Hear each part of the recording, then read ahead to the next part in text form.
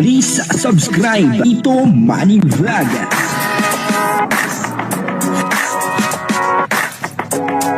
Payagan po si Tito Manny Vlog na mag-reactor para pambiling gamot sa kanya pong karamdaman. May mga issue po ngayon na lumalabas tungkol po sa pagbablog ni Kalingap Mikoy. At tatalakayin po natin yan at syempre bibigyan po natin ng konting reaction. Pero bago po yan, ako muna po bumabati sa inyong lahat ng magandang umaga, magandang tanghali at magandang gabi sa inyong lahat mga kapatid. Saan man kayo ng panig ng mundo naroon ngayon, ay mag-iingat kayo palagi at pagpalain kayo ng ating Panginoon. Maraming salamat din po sa patuloy na tumatangkilik sa aking YouTube channel at nanonood sa aking video reaction. Patuloy lang po natin suportahan sila Kuya Bal Santos Matubang, Kalingap Rob, Ate Edna Vlog, Jack Tapia, at yung mga kasamahan ko pong reactor sa Kalingap.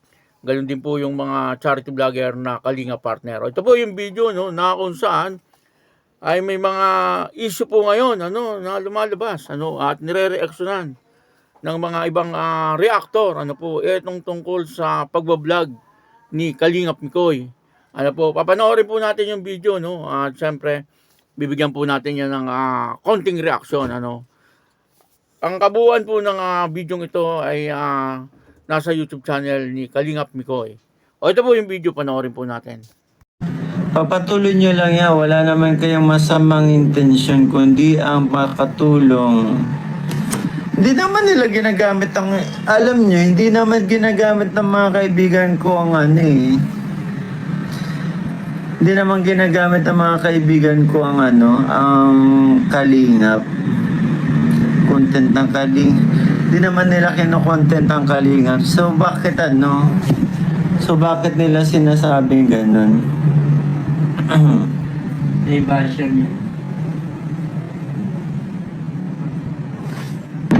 Tsaka po yung mga nakakasama ko, hinire ko po yan para makasama ko. Hindi naman yan hindi naman yan nagko-content sa akin eh.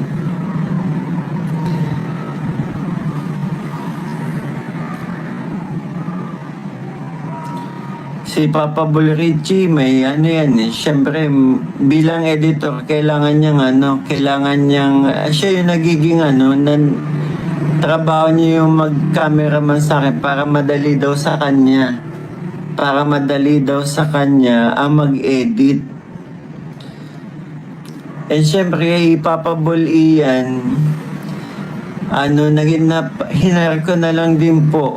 And siyempre, may allowance din po yan sa akin. Kasi katulad niyan, hindi naman ako pwedeng magbuhat. Okay, magpa-vlog ako sarili ko, hindi ako pwedeng magbuhat ng bigas. So, paano na lang? Sangayon po doon sa video na natin napanood, parang may mga reactor na talagang pumupuna dito kay Kalingap Mikoy. Dahil po doon sa pagsama niya, nung mga kasama niya, na hindi po mga Kalingap.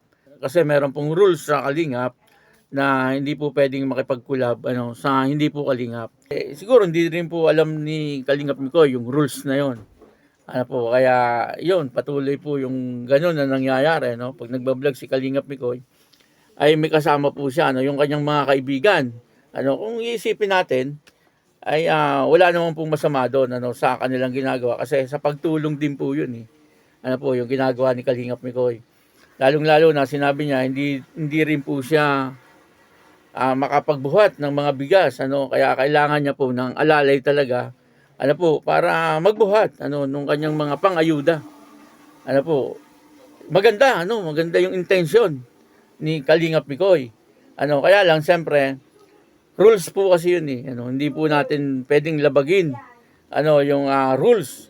Kaya kung lalabag ka sa rules, ay mapupuna talaga. Ganun ang nangyari. Kaya ang magandang solusyon po siguro dyan, ay ipagpaalam na lang ni Kalingap Mikoy, kay Kuya Bal, at saka kay Kalingap Rob. Kasi hindi rin naman po pwede sabihin na hindi po collab yun. Kasi may mga channel po eh. May mga channel po yung kanyang mga kasama. Pero kung wala siguro, parang empleyado na lang. Parang ganun ang lumalabas. Empleyado niya lang, sinisweldohan niya. Upang sa ganon ay may makatulong siya sa pagbablog.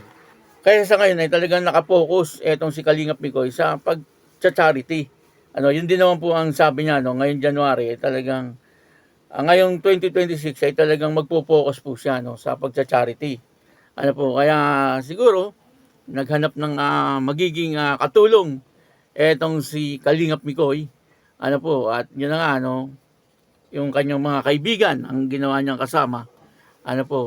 Na nakita din naman ng ibang reactor na parang may paglabag doon sa ginawa ni Kalingap Mikoy. Kung iisipin natin, maganda yung intention niya, kasi pagtulong po yun Kaya lang siyempre may rules po na nalabag Kaya ang pinakamaganda pong gawin ni Kalingap Mikoy ay ipagpaalam na lang niya kay Kalingap Rob at kay Kuya Bal. Kasi sigurado naman papayag po yung mga yan. Mabait naman po sila Kalingap Rob at Kuya Bal at mauunawaan naman po yung kanyang sitwasyon kasi hindi nga niya po kaya talaga magbuhat. At yung mga kaibigan niya pwede naman po yun maging kalingap. Basta ipagpaalam niya lang talaga kay Kuya Bal. Si Kuya Bal naman wala pong hindi yan lahat naman po diyan ay oo lalo na po pag nakikita ni Kuya Bal na ikabubuti ng ibang tao ang ginagawa ni Kalingap Mikoy. Yun lang po ang magandang solusyon doon. Wala naman pong magiging problema doon kung ipagpapaalam po ni Kalingap Mikoy. Kaya sana matigil na rin yung isyung ganito. Kumbaga inapon na lang po na medyo may mali doon po sa pagsama ni Kalingap Mikoy doon sa kanyang mga kaibigan.